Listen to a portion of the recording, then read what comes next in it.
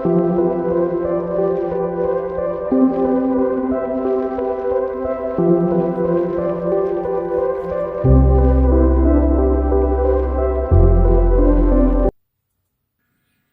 everyone, welcome to a new video.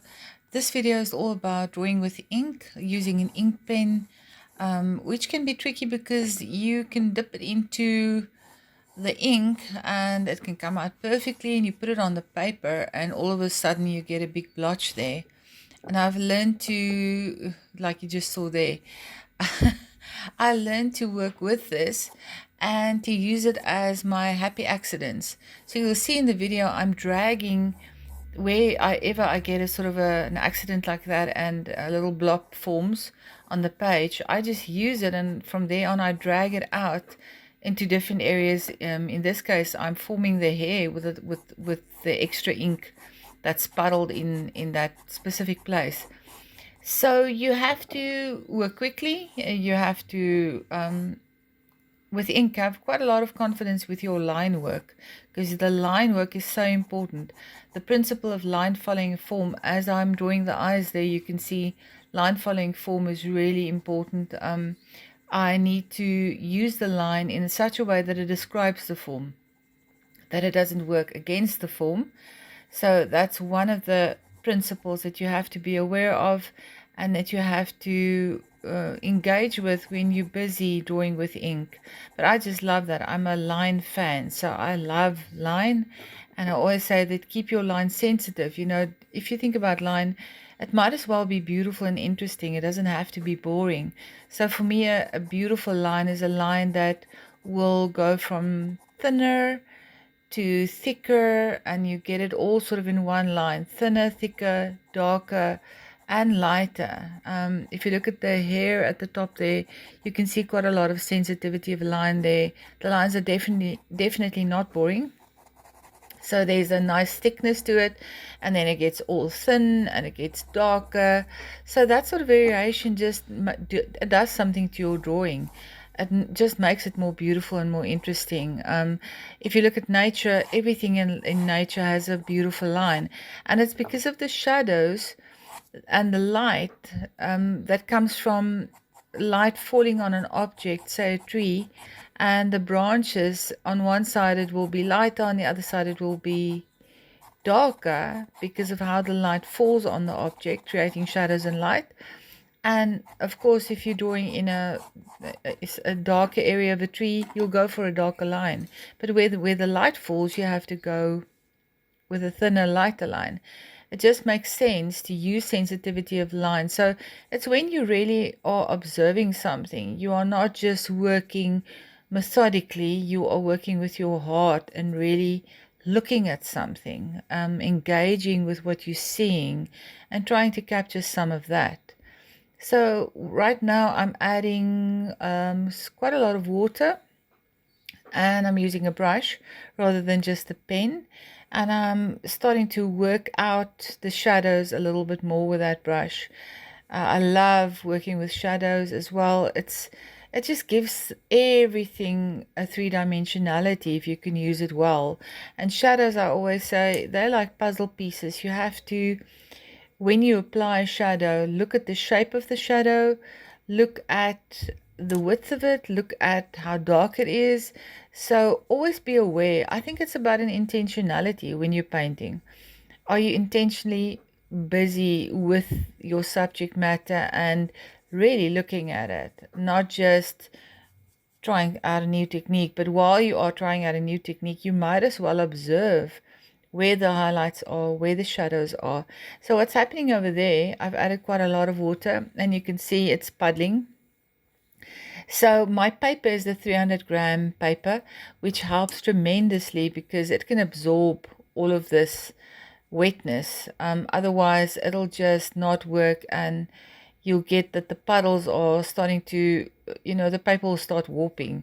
But if you use a 300-gram paper, this is a 300-gram cold pressed paper that I'm using. Cold pressed will be a little bit of a rougher texture than the hot pressed, which is a smoother texture. So my paper can absorb it, it can handle all that water. So you can see how the shadows how beautifully those shadows are just gently starting to shape the face so that the shape becomes three-dimensional and not a flat object. And when I do the shadows, so where it's really dark, like in that area, I would just gently pull it out into different directions. If it's too dark in one area, I'd use water and a brush, and I would just pull on it a little bit. Remember that you are, you can get to a point where you actually master the flow of the ink, and where the ink doesn't control you, but you are controlling the ink, which is a good place to get to. So yeah, I'm still just building up the shadows there and building up the face, looking carefully not to overwork by losing the highlights, because a face basically works like this. If you want it to look more three-dimensional, a face has to have lights and shadows in the right places, and the nose bridge, everything that's protruding on the face will always get a lot of light, like the nose bridge, the forehead, above the mouth, the chin that comes forward more, all of that. You have to keep the light. If you lose the light in those areas, it's really difficult to get it back. And then the shadows areas will be in all the deeper areas, areas that move inward more. So if you just feel your own face, you'll feel how deep the eyes actually go in the skull. So in those areas, there's always shadows around the eyes. Underneath the nose, there's usually a shadow. Underneath the mouth, there's a shadow. It's because of all of those places are moving in deeper. So you need to create that. And the only way to do that is to add shadows. Shadows are usually cooler, but this lovely violety color ink is so cool that I can do everything with one color. And I can leave the white areas open where I want the highlights. The tricky part is to make it go sort of a gentle nuance of tonality where you don't have harsh edges between your dark areas and your light areas. That's the most tricky part to get right. But hopefully the videos, that I make will show you how you can do that. Yeah, what else can I say? If you look at the eyes, the upper line of the upper eyelid's line is always darker than the lower eyelid. You almost don't need to do any line at the bottom. If you do it too dark at the bottom, it looks like eyeliner. It looks really unnatural. So I always sort of take care not to go there. You can see me adding shadows in the ear because it's deeper in. It needs a shadow. That's the way you show there's a deeper area. And in a deeper area, you'll always get a shadow. Oh, there's a little bit of a blotch that I'm just going to quickly work away with water. That happens. If you're quick, you can just work it away, put water on it, try to disperse the ink to different places. So you up to a certain point you can fix mistakes, but if you work too dark in the beginning and you make a mistake, then usually it's unfixable. So rather start lightly and build up your shadows as you go along, so that it's not so dark that when you make a mistake you can't do anything about it. So you can see my first layers was really light. I think that's about all I can say. You can just watch and see how I go further. That's me doing the pupil. I'm trying to leave the white, the little white highlight, the reflective nature of the light in the eye. I'm trying to leave that white because if I overwork that, it's very difficult. You can't get the white of the paper back then. I actually put too much ink on there, so I'm not, you can see me making plans there to just disperse it to different areas. I'm picking it up where the blotch is and putting it in the hair at this stage to try and correct that flaw. And this is the constant creative problem solving that you need when you do art. You'll always make mistakes. Mistakes are not an issue. Mistakes is the best way to learn. This is what I teach my students. So if you want, you can check out my website, marianaboyenskinsize.co.za. I do online classes. I do in-house, in-studio classes.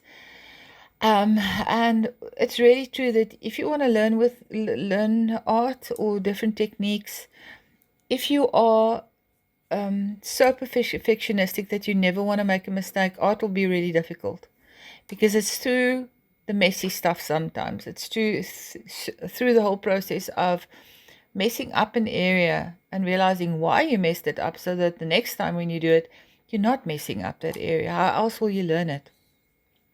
So I embrace that. Embrace the fact that sometimes it's a little bit messy, until you understand the technique, how much water to put on the page, how much ink to put on the brush, in this case with ink. And this is the same for watercolor. It takes many years to be a master of watercolor, many years.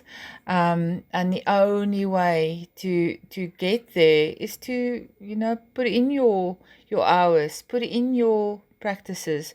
I once did some watercolor art, and I did 7 faces, portraits, and I could only use 2 because the 5 before the last two were really nice, and I loved them, and I could frame both. And that's the sort of quality that I would exhibit. But the 5 previous ones they were messy. I learned a lot of stuff in those works. I could never, I won't ever, I think, sell them or frame them, because they were my practice runs to get to the really beautiful ones, where I gained confidence through making mistakes in the previous ones. So embrace the fact that with watercolor or ink, you'll do a lot of exercises, and maybe 80% of them won't look so great.